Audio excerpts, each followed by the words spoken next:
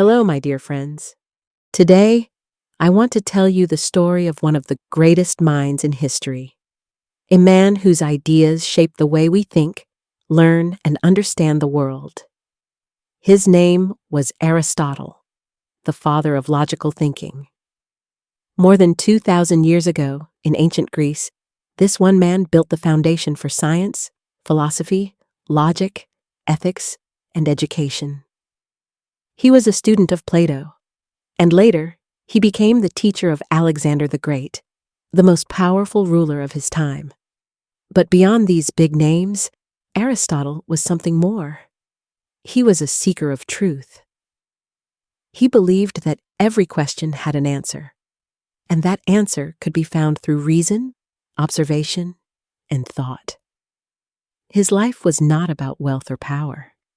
It was about one thing: understanding how the world works and how human beings can live wisely within it. So, sit back, relax, and let's journey through the life and wisdom of Aristotle, a man who taught the world how to think clearly, logically, and deeply. Aristotle was born in 384 BC in a small town called Stagira in northern Greece. His father, Nicomachus, was a doctor to the king of Macedonia.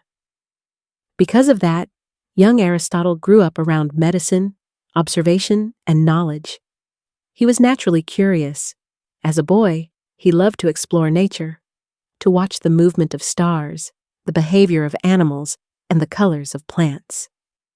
While other children played, Aristotle was asking questions. He wondered, why do things happen? Why do people think differently? Why does the sky change color?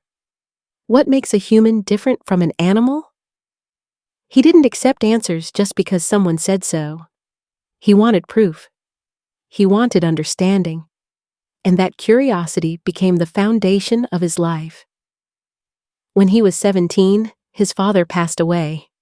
He left his hometown and went to Athens, the great center of learning. There, he joined Plato's academy, the most famous school in Greece. At the academy, Aristotle met Plato, his teacher, his guide, and later, his friendly challenger. Plato was one of Socrates' greatest students, and his school was full of people discussing truth, justice, and the meaning of life. Aristotle loved Plato deeply, but soon he began to form his own way of thinking. Plato believed that the real world is not what we see. It's an invisible world of perfect forms, or ideas. For example, he said that every circle we draw is imperfect, but somewhere there exists a perfect form of a circle. Aristotle respected this idea, but he disagreed.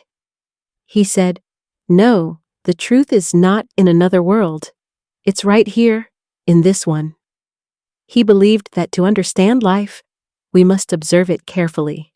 We must use our senses, experience, and logic to discover truth in the world we live in. This was the start of empirical thinking, the belief that knowledge comes from observation and evidence. That belief would later become the root of all modern science. For 20 years, Aristotle studied and taught at Plato's academy. He learned deeply, questioned respectfully, and grew into one of the most brilliant thinkers in Athens. After Plato died, Aristotle left Athens. He traveled to different places, to Asia Minor, to the island of Lesbos, and continued studying nature, life, and human behavior. In time, his reputation as a great thinker spread far and wide. One day, he received a call that would change history. The king of Macedonia, Philip II, invited him to teach his young son, Alexander. Aristotle accepted. He became the teacher of the boy who would later be known as Alexander the Great. Aristotle taught Alexander not just about war or politics, but about life, about ethics, reason, respect, and leadership. He taught him that a ruler's true power comes not from fear, but from wisdom and justice. Alexander carried those lessons throughout his life. And even though he became a conqueror, he never forgot his teacher's words. It's said that Alexander once said, "I am indebted to my father for living, but to my teacher for living well." That shows the deep respect between a student and his mentor, a bond of mind and spirit. After some years, Aristotle returned to Athens. But this time, he didn't go back to Plato's academy. He founded his own school, the Lyceum. The Lyceum was not a place of silence. It was a place of walking and talking. Aristotle and his students would walk around the gardens while discussing questions. That's why his students were called the Peripatetics, meaning the ones who walk around. Here, Aristotle taught everything: logic, ethics, biology, politics, physics, astronomy, poetry, psychology, and more. He wanted to study all forms of knowledge because he believed that everything in the universe is connected. He collected books, wrote notes, and built one of the first libraries in the world. He and his students observed plants, animals, stars, and people, carefully writing down everything they discovered.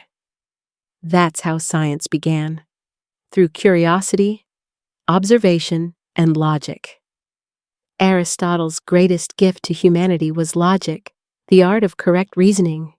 He wanted to know, how can we tell if an idea is true or false? How can we reason properly so we don't fall into confusion or lies? To answer this, he created a system called syllogism, a way of connecting ideas through clear steps. For example, all humans are mortal. Socrates is a human. Therefore, Socrates is mortal. This may sound simple now, but at that time, it was revolutionary. It was the birth of logical structure, reasoning with order and precision. Aristotle believed that every argument should be based on facts and reason, not emotions or empty words. He said, "It is the mark of an educated mind to be able to entertain a thought without accepting it." This means that a wise person can listen to an idea, think about it carefully, and decide for themselves whether it's true, without being blind or emotional. That idea became the foundation of critical thinking, something the world still needs today. Aristotle was not only a philosopher, he was a scientist, a biologist, a teacher, and a poet. He studied the stars in the sky, the patterns of animals, and the nature of the human mind. He wrote more than 200 works, though only a small part of them survive today. In his writings, we can find thoughts about everything: how to build good governments, how to live with virtue, how memory works, how dreams form, how the universe moves. For Aristotle, knowledge was like a great tree. Logic was the root, science was the trunk, and every subject, ethics, art, politics, was a branch growing from it. He believed that all knowledge must start from observation. What we can see, touch, and experience, but then rise higher through reason until it reaches understanding. That's why many people call him the first true scientist in history. Aristotle also taught about ethics, how to live a good and balanced life. He believed that happiness is the purpose of human life, but not the kind of happiness that comes from pleasure or wealth. He called true happiness eudaimonia, which means living with excellence and virtue. He said that every virtue lies between two extremes, too much and too little. He called this idea the golden mean. For example, courage is between fear and foolishness. Generosity is between greed and waste. Honesty is between rudeness and silence. He believed that the wise person always finds balance, not by chance, but by choice. To live well, he said, we must train our habits until good actions become natural. Aristotle reminded us that happiness is not something we find. It's something we build every day by living rightly. Aristotle's love for nature never left him. He studied animals and plants with care and wrote one of the first biological studies in history. He described hundreds of species, observed how fish breathe, how birds fly, how plants grow. He believed everything in nature has a purpose, a reason for its existence. To him, nature was not chaos. It was a living system guided by logic and order. Even though some of his scientific ideas were later corrected, his method, observing, analyzing, and reasoning, became the foundation of modern science. He once said, "In all things of nature, there is something of the marvelous."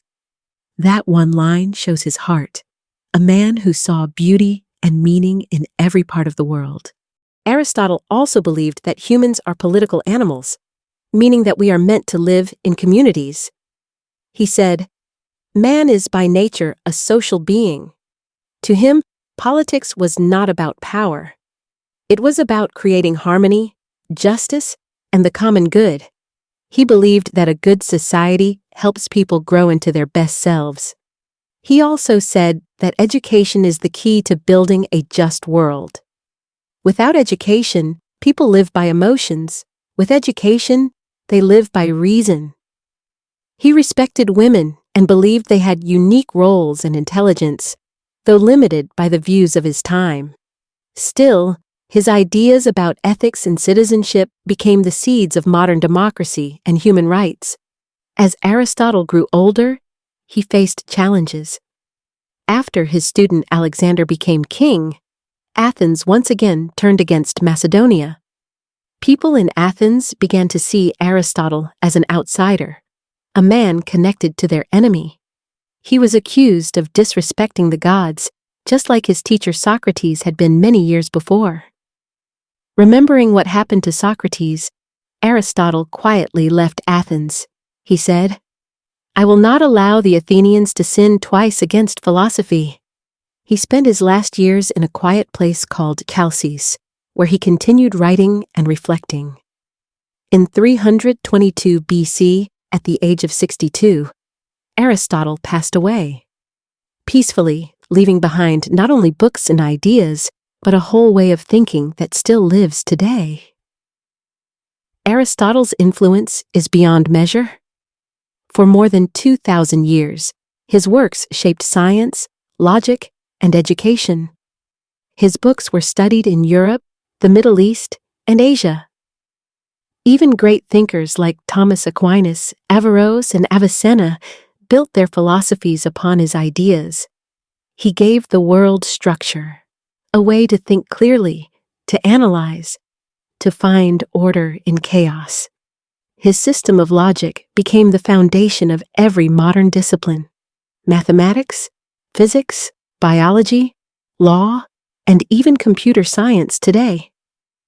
Every time you make a decision using reasoning, you are following in Aristotle's footsteps.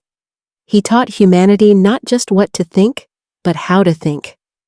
Let's pause and reflect on what Aristotle teaches us even today. Think with reason, not emotion. Clear thinking leads to wise choices. Observe before judging. Look at facts, not rumors. Find balance in everything. Neither too much nor too little. Choose the golden mean. Pursue excellence every day. Small, consistent actions create a virtuous life. Learn always. A wise person never stops learning from the world. Live with purpose. True happiness comes from doing what is right and meaningful. Aristotle showed us that knowledge is not separate from life.